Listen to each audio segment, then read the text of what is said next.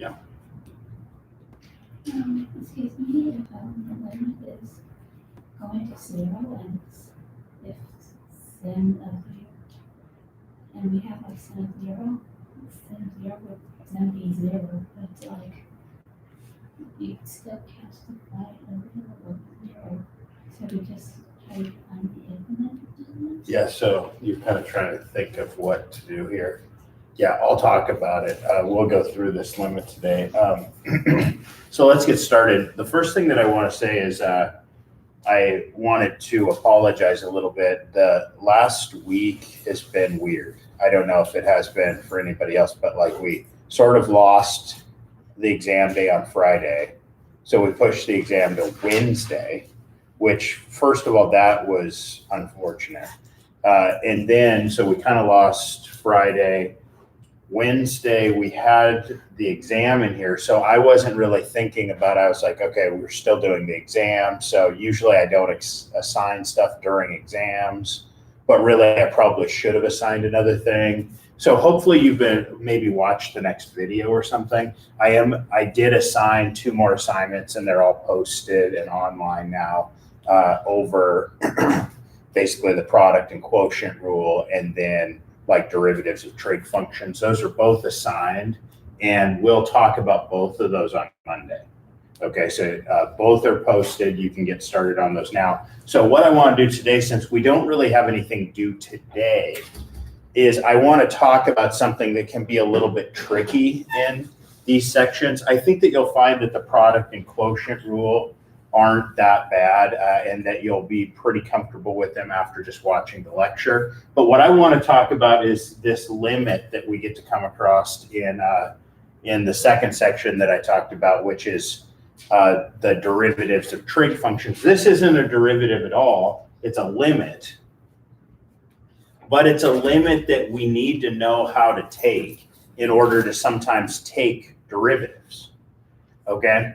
Especially the derivatives of trig functions, and maybe I'll talk about that if we have some time at the end of discussing this. So if you look at this limit, you can see that it is kind of difficult using what we know so far. Right? If you were to just try to plug in 0, you get sine of 0 on top, which is 0 on the bottom, you get 0. So you get 0 over 0, but there's nothing to do, right? I can't factor sine, there's nothing to do. So it's kind of like, how do you evaluate a limit like this? It does go to 0 over 0, but there's no way to cancel out this theta. So it's kind of like, okay, I guess I'm sort of stuck. And so what I want to do is I want to go through how is it that people figured out this limit. All right. And it's kind of fun. So as we start this, you might be like, weren't you trying to prove some limit or something? But it'll get there. Okay. So bear with me for a minute. So the first thing that I want to do is I want to draw a unit circle. Okay. So circle of radius 1. And inside of that circle, I am going to draw an angle where this is like my angle 0 typically, right? Or my x-axis, positive x-axis. And then here's another angle. We'll just say that this is the angle theta. And now I want to mark some points here. So let's call this O just for the origin. I'll call this point, let's see, there's a couple points here that I might care about. I want this one, this one, this one. And then if I drew the tangent line to this curve, that point is interesting. Okay, so I'll label these. Maybe I'll call this point A, this point B, this point C, and this point D. All right, so the first thing that I want everybody to notice is that I've got a few shapes drawn here. I have some right triangles. Here's a right triangle, and here's a right triangle. And I also have like If you've played Trivial Pursuit, I have like a little piece of pie, right? So if you cut this thing, I have this little wedge shape, right? Now, would everybody agree with me that I have this little triangle, and that little triangle's area is smaller than the wedge, and the wedge's area is smaller than the big triangle? Right, so the little triangle sits inside of the wedge, and the wedge sits inside of the big triangle. So we must have this relationship, that the area of the little triangle, or AOC of triangle AOC, is less than or equal to the area of the wedge. So here, I guess I could draw a little wedge. I don't know, that's not the best thing I've ever drawn, but the wedge, AO, I guess we can call that BOC. So wedge. And then that's less than or equal to the area of the triangle. That would be BOD. BOD. Okay, and I think that that's pretty easy to accept. Now, I guess now the question is, what is the area of that triangle? We know the formula for the area of a triangle, right? It's 1/2 the base times the height. Okay, so it's 1/2 the base. The base in this case is OA, and the height is AC. So it's 1/2 the base. So I could say, well, let me pause for 1 second before I jump into that. I want to do something. Let's see if we can figure out what some of these lengths are. And I'll start with the easy one. And that is, what's the length of OB? Yeah, 1, because this is a unit circle, right? And that's just the radius of the circle. What about OA? Can we figure that one out?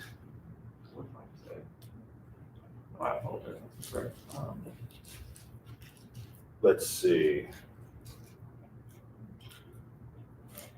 So think of it in terms of theta.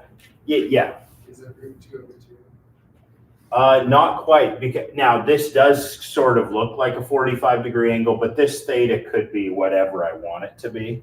But you have the right idea. I think you're thinking in terms of trigonometry. So what is this side in terms of, maybe think of it in terms of this triangle? Yeah, the cosine of theta, right? The x value. So we could say that OA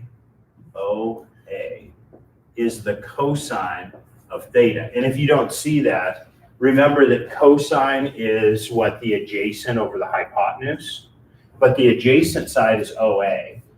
The hypotenuse is 1. So it's cosine of theta is OA over 1, or it's just OA is cosine of theta. Okay, let's look at, how about AC? Yep, same reason. AC should be sine of theta. That's right.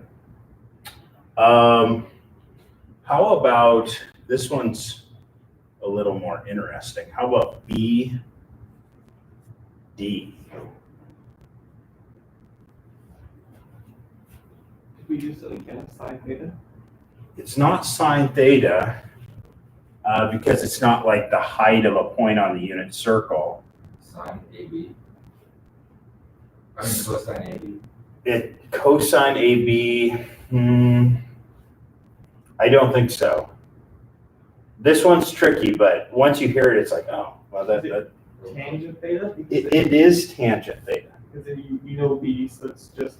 Okay, so what would it be? This is a big triangle. So tangent is what? Opposite. It's the opposite side over the adjacent. right? Opposite over adjacent. The opposite side is BD. The adjacent side is OB. 1. So what we get is that BD equals tangent of theta. By the way, why is it that we call that thing the tangent line? It's because that triangle gives me tangent, and that line that I used is the tangent line. Does that make sense? So that's why we call it the tangent line even. Okay, so I think we've got kind of what we want, except one thing, this thing. We're gonna have to figure out what the area of that wedge is, and we can think about that in just a second. So now when we come to this area of this triangle right here, we can say, well, what's the area of OAC? Well, it's 1/2 the base times the height, where it's half of OA, but we said that OA was cosine of theta. So it's half of a cosine of theta times the height, which is AC, and we said that AC was sine theta. Okay, and we said that that's always going to be less than or equal to. Now we have the wedge. And I want to know what's the area of that wedge. This one's a little harder, and you might have to think of some of your geometry skills right now. If you don't know it off the top of your head, which usually is true, what I like to think about is, what if the angle were the whole circle, like the angle were 2 pi? So what's the area of an entire circle? Yeah, it's pi r squared, right? So if the entire circle, if we use 2 pi, then we get pi r squared. What if I just went halfway?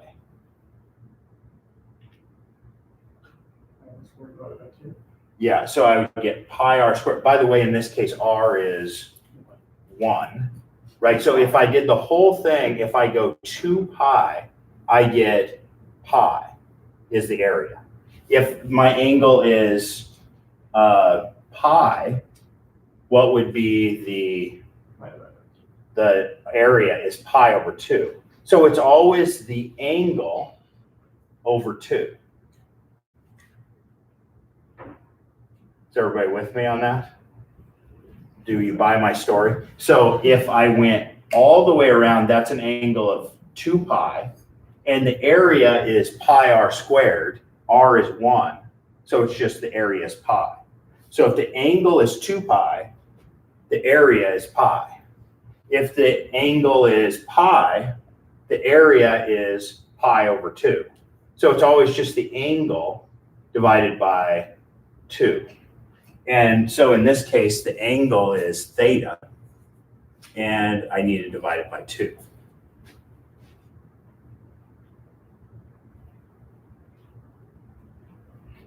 Okay. Next. That must be less than or equal to the area of the big triangle. So I take 1/2 the base, but that base OB, that's 1. And the height times the height, so I have 1/2 of 1 times this distance, which I said was tangent of theta. Okay.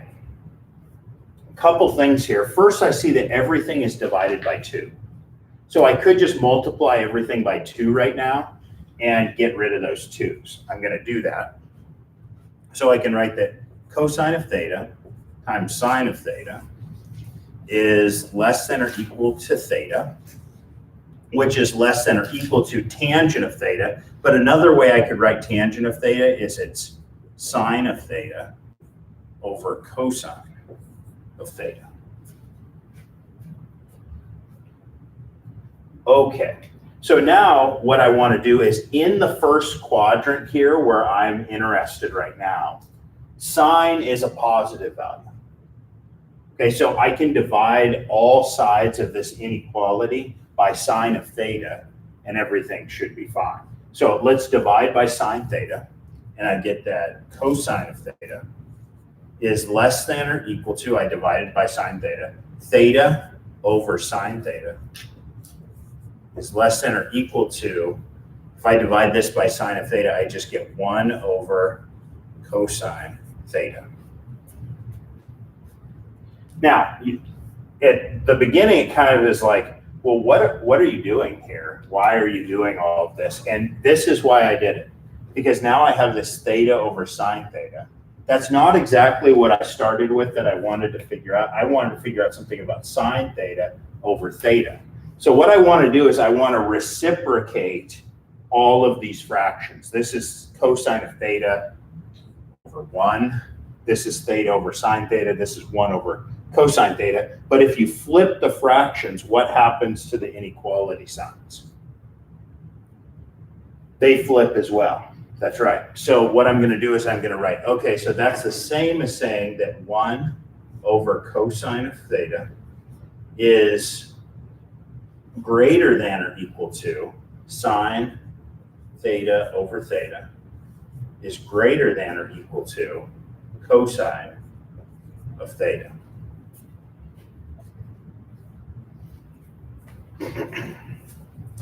Okay, if I wanted to write that more, I don't like using greater than signs, less than signs make more sense. So I'll just rewrite it that cosine theta is less than or equal to sine theta over theta is less than or equal to 1 over cosine of theta.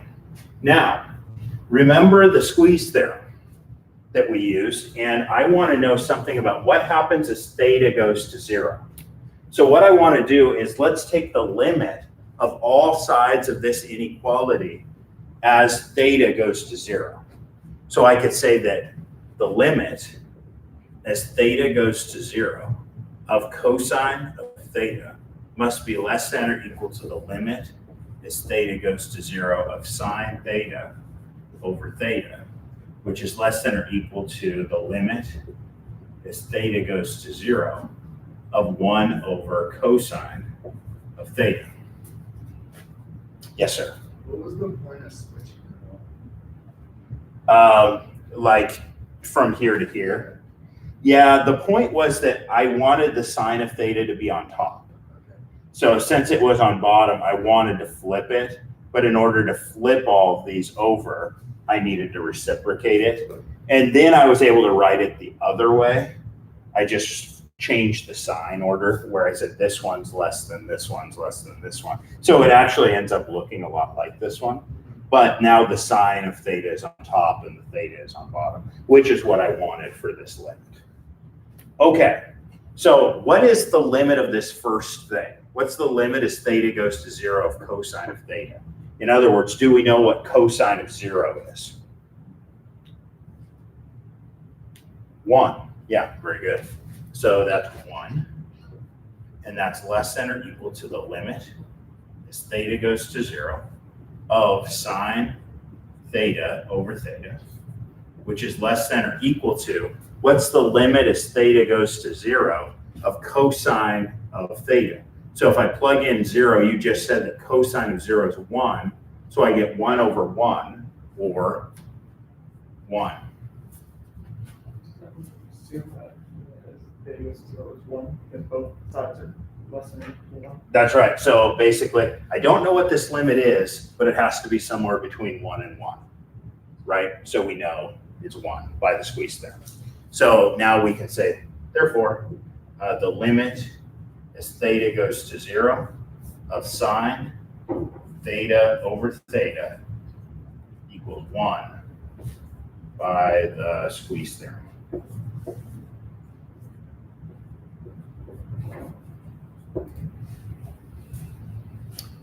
And that's what I wanted to show you, is that this guy, this limit as theta goes to 0 of sine theta over theta, that's 1.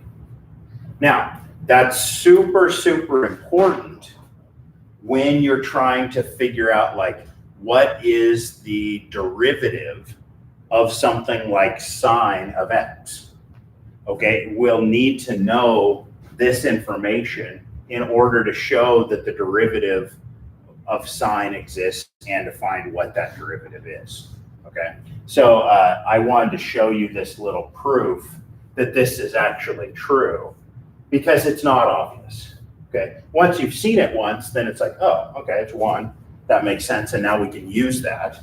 And let me even show you how we would use it. Because these problems can be tricky.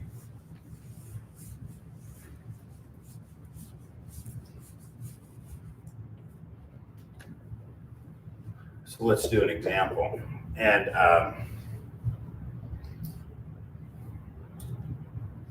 let's see.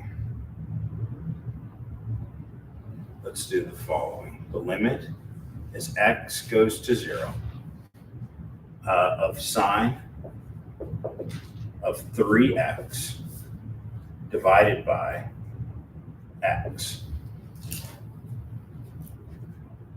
Now, this is not the same as this, although it's very, very close. So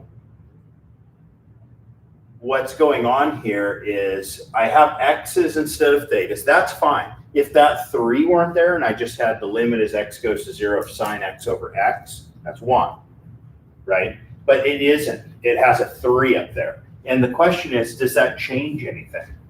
Well, kind of, yes. And so what I need to do is I know how to take this limit if there's something here and something here, and they are exactly the same, like if they were theta. But I don't have the same thing here and here. So what do? Well, let's put in what I need. And in this case, on the bottom, I need a 3. Correct? So what I'm going to do is I'll put in the 3 on bottom, but I can't just go around multiplying by 1/3 unless I also multiply by 3. That's what I just did is okay, because I just multiplied the top and bottom by 3. But now I have a 3x in the sine and I have a 3x on the bottom. If you want to think about it as 3x is theta, then I basically have the limit as x goes to 0 sine of theta over theta, where theta is going to 0. So that's 1. Another way you could think about this is I could pull this 3 outside of the limit, and I have 3 times the limit as x goes to 0 of sine of 3x over 3x. So as x goes to 0, where does 3x go? To 0, right? So basically we're in this situation. If I wanted to, I could make a substitution of variables and turn them into thetas, but I don't need to. This thing is 1. So this is just 3 times 1 or 3. Okay, that's true. Let me show you an error that a lot of calculus students make, and it is very, very bad, okay? And that is the following. I have the limit as x goes to 0 of sine of 3x over x. So what students want to do is they say, oh, it would be really nice if it was just sine x over x, not sine of 3x over x. So I'm just going to take that 3 and pull it outside of the sine and write it as the limit as x goes to 0 of 3 sine x over x. Sine x over x goes to 1, so this is 3.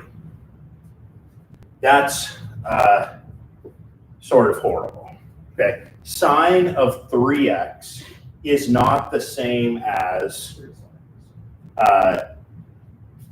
3 sines of x. And I think you can buy it by just take some example, like let's say that x is pi over 3. So is 3 times sine of pi over 3 the same as sine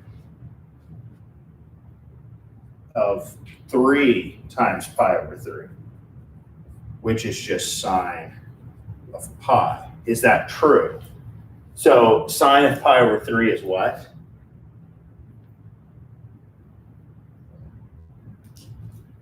square root 3 over 2, right? So this is 3 times square root 3 over 2. Is that the same thing as sine of pi? What's sine of pi?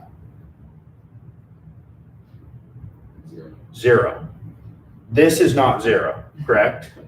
So you can't pull a 3 out of a sine. It's stuck in there. So if you have sine of something, you can't just pull constants out of the sine. It's stuck. So all you can do is deal with the bottom. Okay, so this is very, very bad. Never do it. So why does it seem like it works?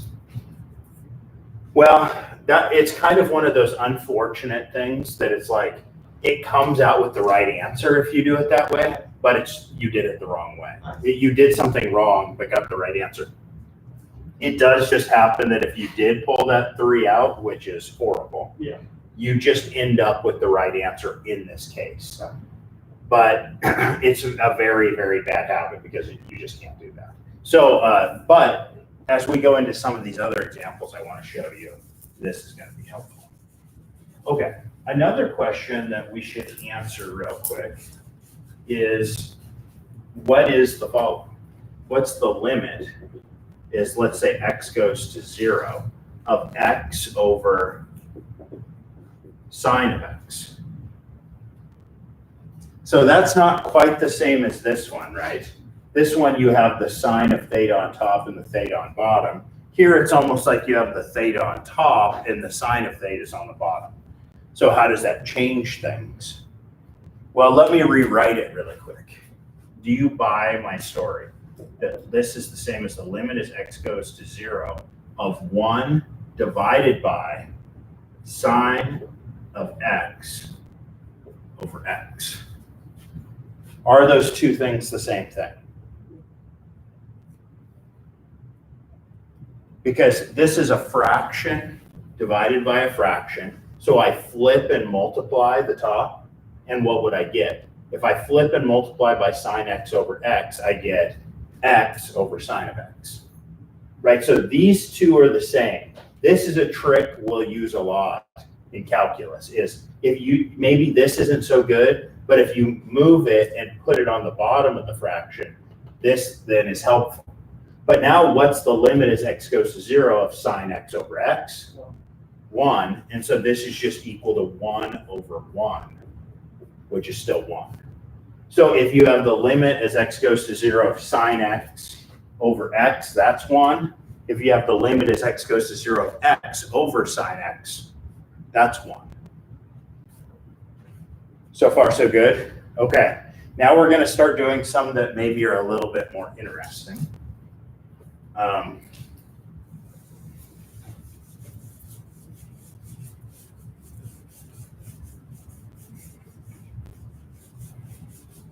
Let's do the following.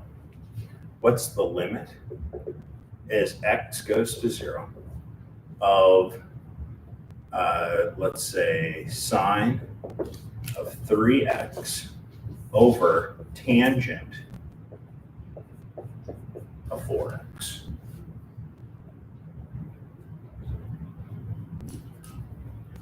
Now, the first thing that I would say if I was looking at this limit is, well, can I just plug in the x?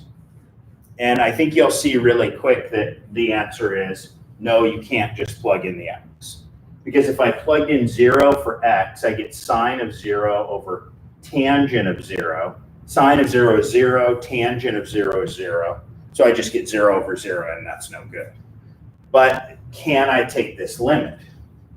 Okay, so now I'm going to show you how we can use this knowledge to our advantage. Okay, so I'm going to start breaking this up a little bit. Tangent can be written as sine of, tangent of 4x is sine of 4x over cosine of 4x. So let's write it that way. So this is the limit as x goes to 0. Sine of 3x is on the top. On the bottom, I have sine of 4x divided by cosine of 4x. Now I could flip and multiply, and I get the following. This is the limit as x goes to 0 of sine of 3x, I'm just going to say for now over 1 times, if I flip and multiply this one, the cosine is on top. I get cosine of 4x over sine of 4x.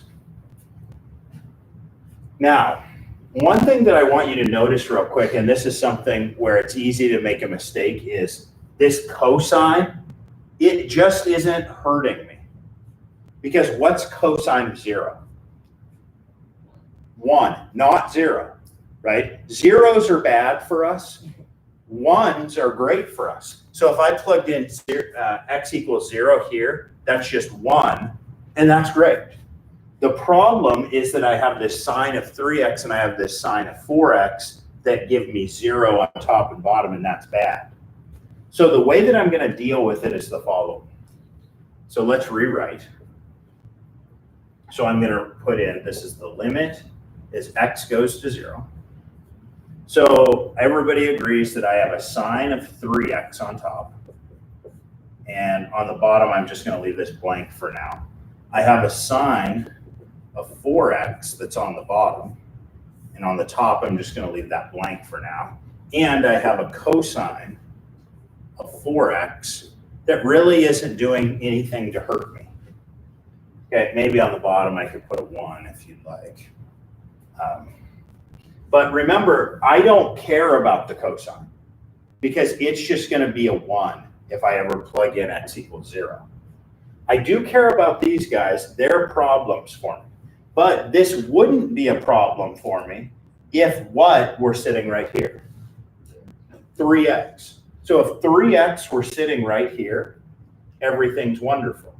So let's just put it in and see what kind of damage we do. Okay, so let's put in a 3x right here.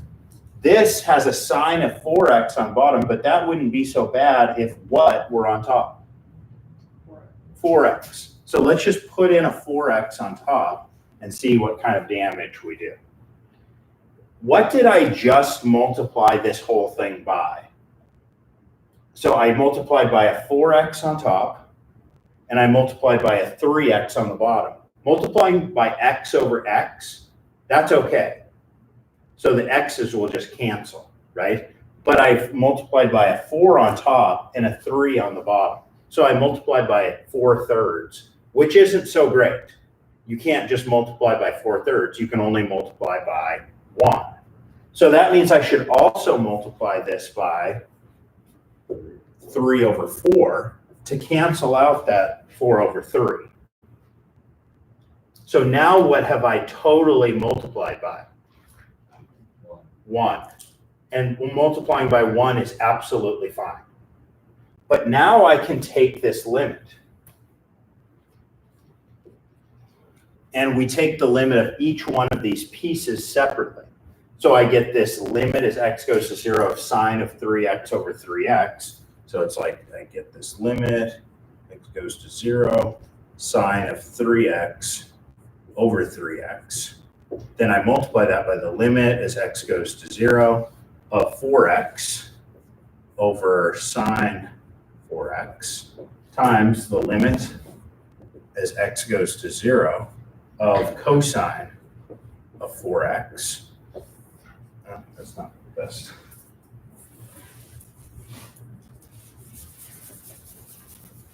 Times the limit as x goes to 0 of just 3/4. Now, this first limit, what is this? That's just 1 because of this that we've learned. How about the second one? 1 as well. It's that one we just showed over here. If I flip it over, it's still 1. So this is 1. What is this one? Yeah, cosine of 0 is 1. A mistake that a lot of students make when they first start doing this is they want to divide cosine of 4x by a 4x. But you don't need to because cosine is harmless. Sine is the bad guy in these problems. So if I plug in 0, I get just 1. That's 1. And then what's the limit of a constant? just the constant, which is 3/4, which gives us 3/4. And now you can see why maybe some people want to do something that's bad. If you look back at the original problem, people just want to say, hey, there was a 3 here and there was a 4 here. So, and the answer was 3/4. So can we just pull the 3 and the 4 out and just call it a day? No, you cannot. That's not how it is actually working. It's just kind of a coincidence. And I can make up a problem where it doesn't work. Okay, so some of these problems you do get to the end and you're like, oh, wow, those are the numbers that I started with. But it doesn't happen every time. So you have to be a little bit careful on that. Any questions on this problem? Okay, so there's a lot of cool things that we can do once we know this limit. Okay. Let me show you something else that's interesting.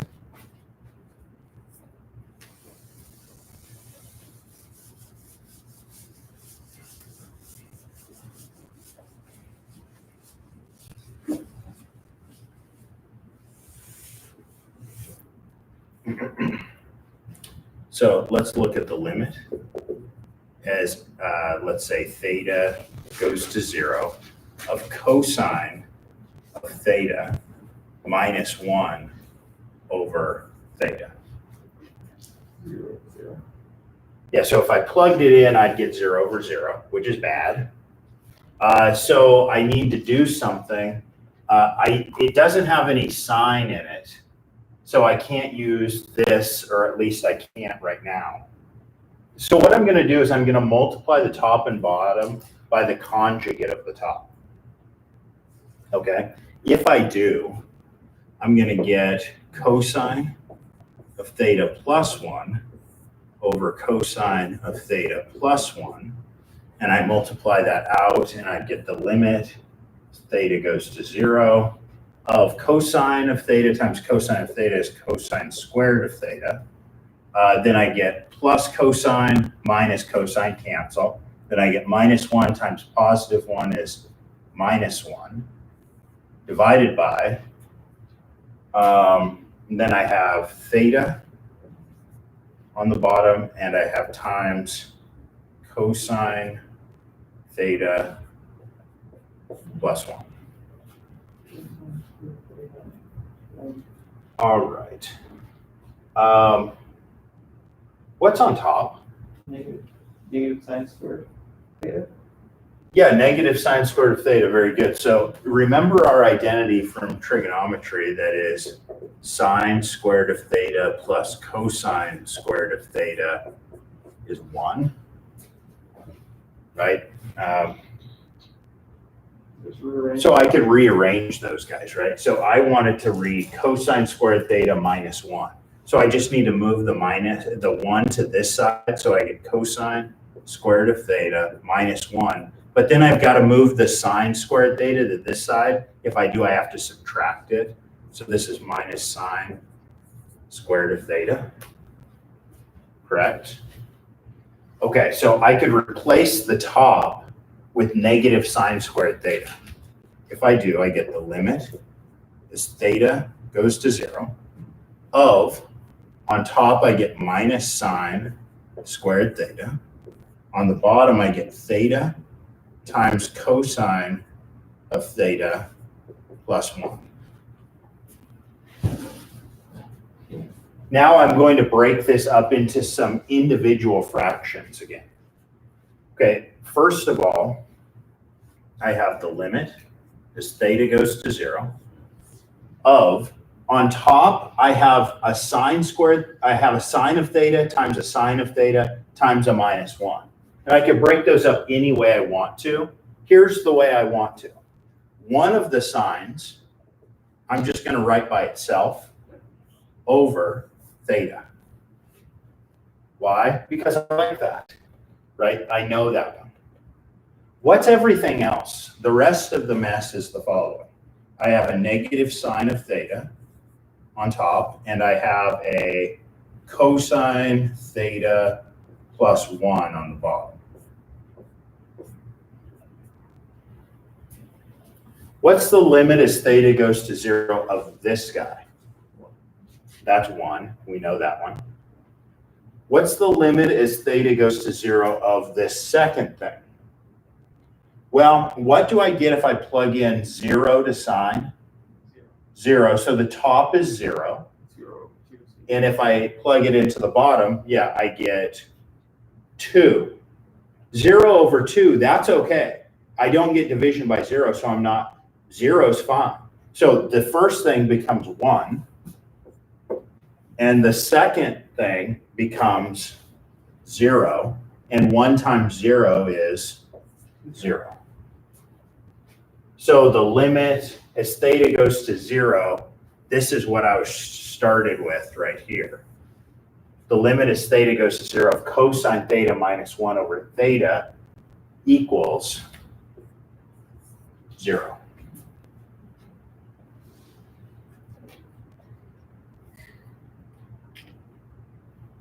Any questions?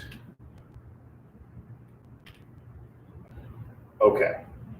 So that said, let's take a quick look at, let's say that we have f of x equals sine of x.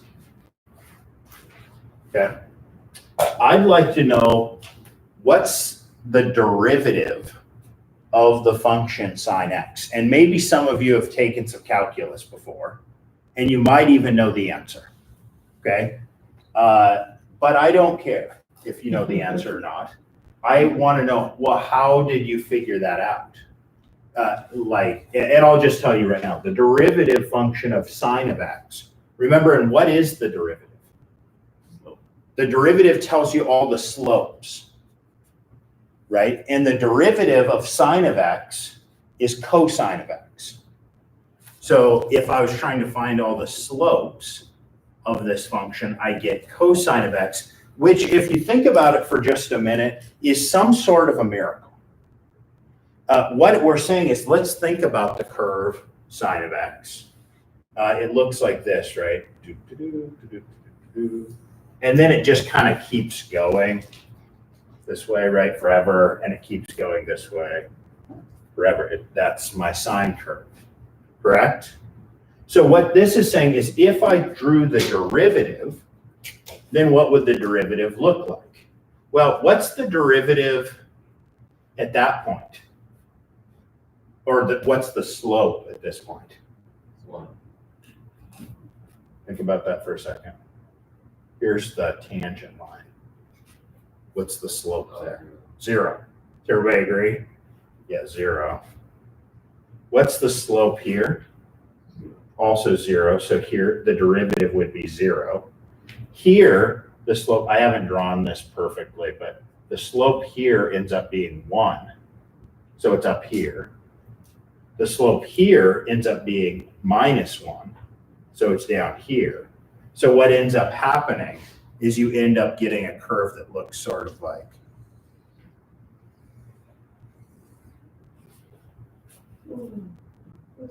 which is the cosine curve. So the cosine curve gives you the slope of every point on the sine curve. Does that make sense to everybody? That in and of itself is kind of remarkable. So if you think about that for a little while, it's like, oh, that is kind of cool, actually. But how would you actually figure that out? I mean, I drew a picture and we're kind of like, oh yeah, it seems like it kind of works, but that's not really proving anything. So how would you figure out such a thing? Well, you go back to the definition of the derivative, which is like the limit of the difference quotient that you got to practice lots and lots in your homework. So let's look at that real quick. I don't know if I'll have time to finish this up or not, but we could take a look. So let's take a look at, we have a function f of x, that's not very nice. Let's say that f of x is equal to sine x. And we want to know what's f prime of x. Well, what we know now is that it's the limit as h goes to 0 of f of x plus h minus f of x all over h, correct? And f of x plus h in this case is sine of x plus h. So this is the limit as h goes to 0 of sine of x plus h minus sine of x all over h.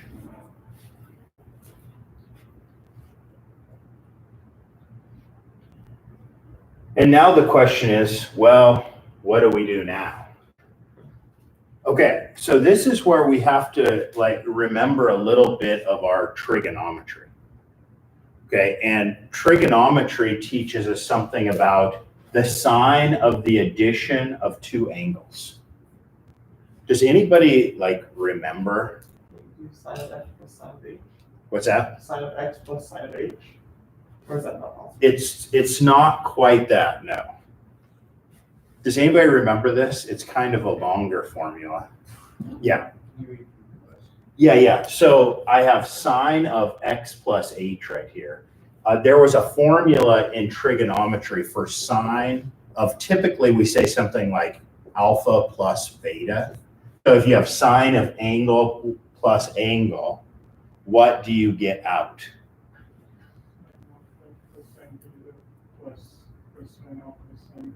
Yeah, something like that, right? I even sometimes forget exactly where the pluses and minuses go, but I think that sounds correct to me, so let me write it in. This is sine of x cosine of h. I believe it's plus cosine of x. Sure, the sine was shared, cosine doesn't share. Gotcha. Sine of h. So that's what this is. Minus sine of x all over h. Yep. Did you check it? Or? Yeah. Oh, yeah. So, so that's what we do next. And now what we see is this thing has a sine of x. This thing has a sine of x. So what I want to do is from those two, let's factor out the sine of x. If I do, I get the following. This is the limit as h goes to 0 of, so I have this sine of x term, this sine of x term. I'm going to say that this is sine of x times, what is in here? A cosine h minus now 1 all over h. But I didn't quite account for everything because I still have this guy, right? So this cosine x times sine of h. So what I could say is that this is plus the limit as h goes to 0 of cosine of x times sine of h over h.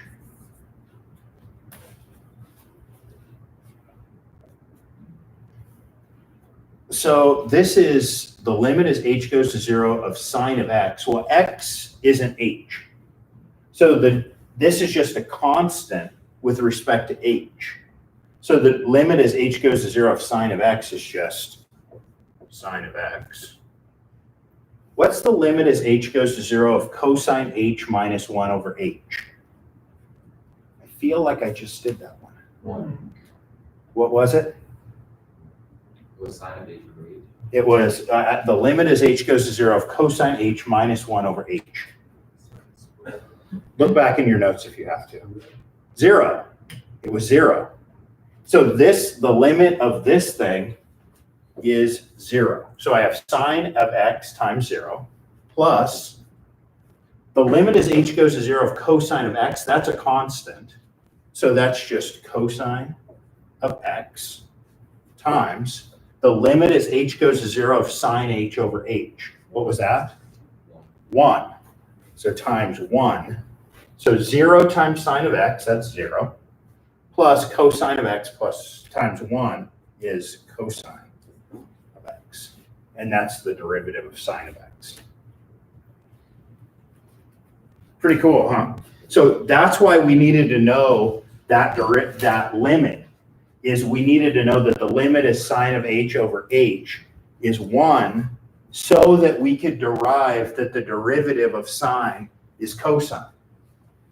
That basically gets you everything you need to watch the 2 lectures that I have posted. I think I did some of this stuff in the lectures if you've watched them, but I thought it was worth taking this time to kind of like do it one more time, because this stuff is tricky. So now you could do this same kind of argument for cosine, and it just ends up that the derivative of cosine is negative sine of x.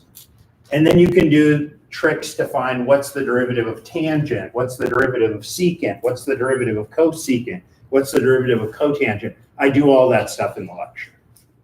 Okay, so then you can see what all the derivatives are. So these are things you need to know. They're just things that you should commit to memory. You'll use, especially if you're taking Cal 2 and Cal 3, you'll just use these derivatives like every day.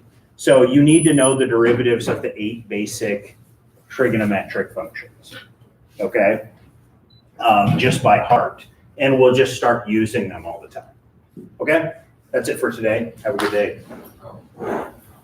Yes, sir. So that's for, this is to help with 3.4, the product quotient rule? No, so product quotient rule, there's a lecture on it and you should be able to do it. The next section is on derivatives of trig functions, and this will help you with that.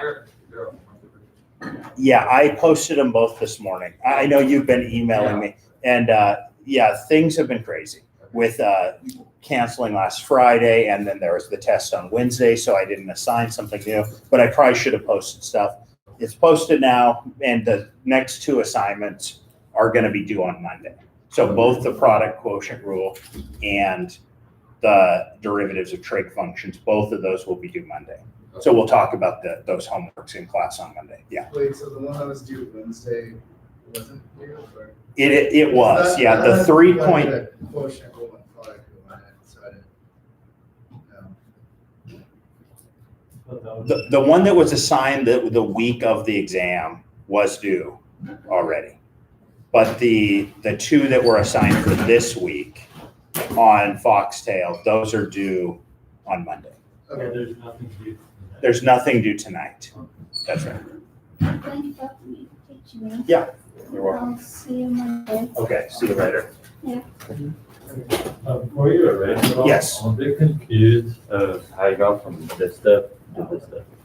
Oh, yeah. So I did a little bit of breaking things apart. So like this one, I could have added a step here where I said, okay, this is the limit as h goes to 0.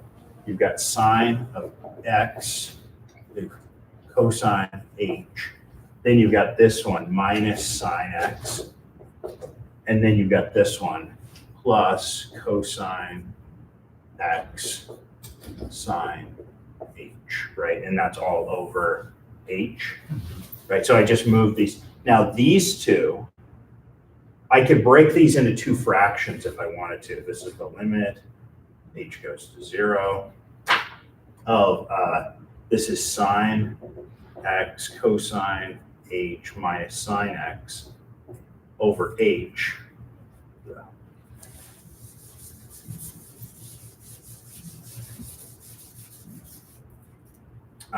Plus cosine x sine h over h. You see what I did? So I just took these 2, grouped them, this one grouped it, and then broke it into 2 fractions, right? Yeah. Now, if I factor out a sine of x from these 2, I get this. Okay. And if I factor out, so to speak, a cosine of x from this one, I get this. Does that make sense? Yeah. Okay. I was trying to figure out like where did the 1 come from? Yes. I kind of did skip step or two right there, but I'm gonna take a picture of it. no problem.